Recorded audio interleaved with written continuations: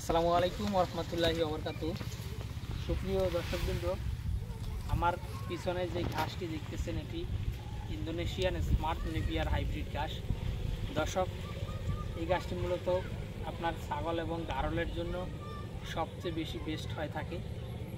আপনি যদি গরু এবং মহিষকে খাওয়ান সেটাও আপনি খাওয়াতে পারবেন, কিন্তু আপনার গরু মহিষকে আপনি জারা ঘাস কিংবা এলিফ্যান্ট হাইব্রিড কিংবা লাল পাকচন বা সবুজ পাকচন বা আরও যেই লম্বা যে গাছগুলো রয়েছে নেভি বা নেপিয়ার, এই সকল গাছ কিন্তু আপনি গরুকে খাওয়াতে পারবেন।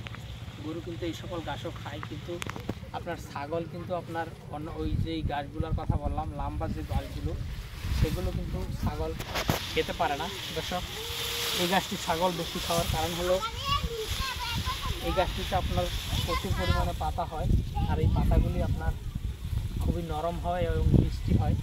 আর আপনার অন্যান্য গাছের থেকে এই গাছের পাতাতে কিন্তু দাঁড়ালো কম হয়।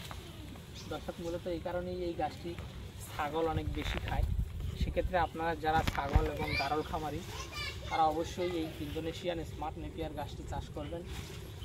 পাশাপাশি আপনি যদি গরুর খামারি মহিষের খামারি হন, আপনি স্মার্ট নেপিয়ার গাছটি চাষ করতে পারেন এবং পাশাপাশি দারা, তারপর এলিফ্যান্ট হাইব্রিড, লাল পাকচন, তারপর নতুন জাতের যে গাছ এসেছে জাঞ্জিবার, তাইওয়ান, গুয়াতিমালা, সেসব গাছও কিন্তু আপনি গরুর জন্য চাষ করতে পারবেন।